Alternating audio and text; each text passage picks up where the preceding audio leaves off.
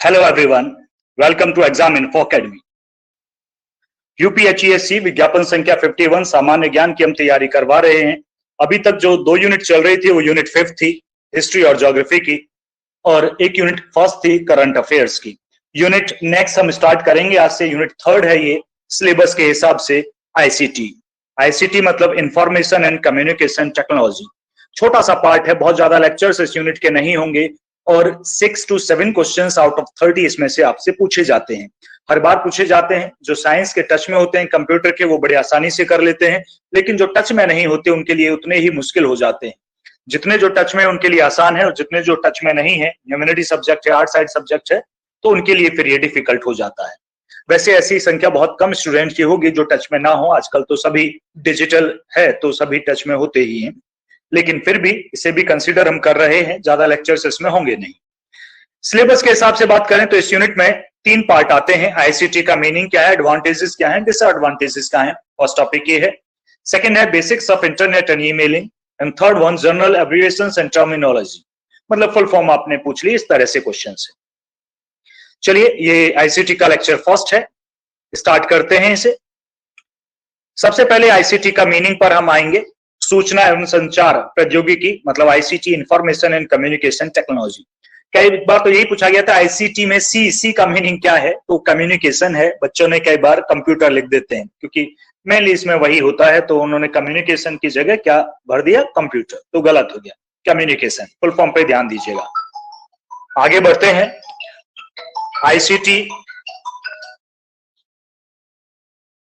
ICT के लिए एक तरह से ये जो वर्ड बनाया गया है ये आईटी के लिए है। आईसीटी सूचना प्रौद्योगिकी, सूचना मतलब इंफॉर्मेशन टेक्नोलॉजी के लिए एक व्यापक शब्द है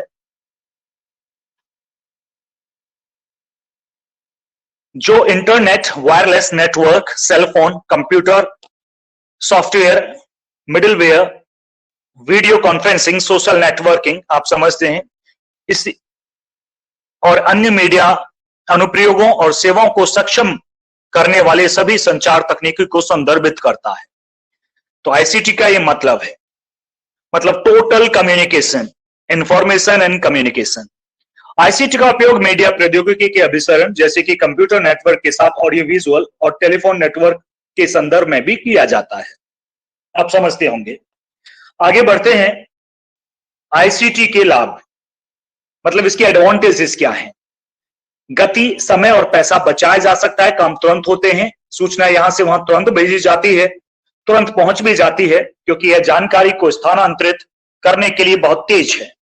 आईसीटी की मदद से जल्दी और अधिक कुशल हो गया है कार्य करना। सूचना युग में ज्ञान प्रसार के लिए आईसीटी मुख्य माध्यम है। ये इसके लाभ हैं, इसमें कोई संशय नहीं। आगे बढ़ते हैं। कुछ इसकी डिसएडवांटेजेस हैं, ये डिपेंड करता है आप इसे यूज कैसे करते हैं, थोड़ा ध्यान रखना पड़ता है। आईसीटी के दोष भी हैं, जैसे कि जो सबसे बड़ा है वो है भ्रामक और गलत जानकारी की विशाल मात्रा के कारण शिक्षा और समझ को कम कर। आजकल आप देखते हैं अफवाहें फैलाई जाती हैं, गलत न्यूज दे दी जाती है, गलत जानकारी भी दी जाती है। यूट्यूब पर ऐसे हजारों वीडियो आपको कई बार मिलते हैं जो भ्रामक स्थिति पैदा करते हैं और अफवाहें फैलाते हैं, तो समझदारी से हमें इसका यूज करना चाहिए। आगे देखते हैं। चोरी, हैकिंग, ऑनलाइन युवाओं के सम्मोहन, यौन संबंध हो, अश्लीलीकरण का उदय, गोपनीयता की कमी, ये सब इसके ड्रॉबैक्स हैं, डिसएडवांटेजेस हैं। आईसीटी टूल जैसे कि audio tape, smartphone, email, video tape, internet तथा अन्य वेब आधारित शिक्षा ने छात्रों में स्वगति से सीखने को बढ़ाया है। व्यक्तिवादी और अंतर्मुखी लोगों का उदय भी किया है, मतलब जो लोग नहीं जानते वो फिर अंतर्मुखी, मतलब किसी से कह नहीं पाते। दुनिया भर के लोगों के लिए फुर्सत, मनोरंजन, संपर्क स्तों के नए अवसर, नैतिक कार्य करने के लिए नए उपकरणों का उपयोग। आईसीटी के उपयोग से अफवाहें और गपशप बहुत तेजी से फैलती। तो आप समझ गए होंगे, जहां एक तरफ एडवांटेज है वहां डिसएडवांटेजेस भी हैं। इसके बारे में आप सभी को पहले से ज्ञात होगा। आज के परिप्रेक्ष्य में देखें तो बहुत ज्यादा अफवाहें इससे फैलाई जाती हैं। समय समय पर हम देखते हैं कि टीवी में ऐड भी बताया जाता है कि हाँ इसे ध्यान दीजिएगा, गलत मैसेज सर्कुलेट ना कीजिएगा व्हाट्सएप पे, एटसेट्रा। आईसीटी को अगर हमें पढ़ना है तो सबसे पहले हमें कंप्यूटर को समझना होगा। कंप्यूटर एक इलेक्ट्रॉनिक मशीन है जो डाटा तथा निर्देशों को इनपुट के रूप में ग्रहण कर विश्लेषण करता है और आवश्यक परिणाम निश्चित प्रारूप में आउटपुट के रूप में देता है। मतलब पहला प्रोसेस इनपुट है, आप दीजिएगा, फिर प्रोसेसिंग होगी अंदर, फिर आउटपुट हमें मिलेगा। इसमें कुछ टर्म यूज किए जाते हैं। डाटा तथ्यों तथा सूचनाओं को अव्यवस्थित संकलन है। यह दो प्रकार में विभाजित है, न्यूमेरिकल डाटा और अल्फा न्यूमेरिक डाटा। सूचना इंफॉर्मेशन डाटा का उपयोग के आधार पर किए गए विश्लेषण और संकलन के माध्यम के बाद प्राप्त तथ्यों का सूचना कहते हैं। देखिएगा, डेफिनेशन प्रॉपर रखिएगा सभी की। अगला है अनुदेश। कंप्यूटर को कार्य करने के लिए दिए गए आदेशों को अनुदेश कहा जाता है। अगला है प्रोग्राम। कंप्यूटर को दिए जाने वाले अनुदेशकों के समूह को प्रोग्राम कहा जाता है। और फिर है सॉफ्टवेयर। प्रोग्रामों के समुच्चय को जो कंप्यूटर में विभिन्न कार्यों को सफल क्रियान्वयन के लिए उत्तरदायी होता है उसे सॉफ्टवेयर कहते हैं। ये कुछ था। आगे हम कंप्यूटर के बारे में विस्तृत, इनपुट डिवाइस क्या है, आउटपुट डिवाइस क्या है, मतलब पूरी कंप्यूटर की सूचना, पूरी संरचना जानेंगे। और उसके बाद हम टर्मिनोलॉजी पे आएंगे कि ये है क्या, इसमें इन वर्ड्स का मतलब क्या है, ईमेलिंग में इन वर्ड्स का मतलब क्या है, नेटवर्किंग में क्या है, ये सब हम जानेंगे। ज्यादा लेक्चर्स नहीं लगेंगे, 6-7 लेक्चर में आईसीटी कवर हो जाएगा।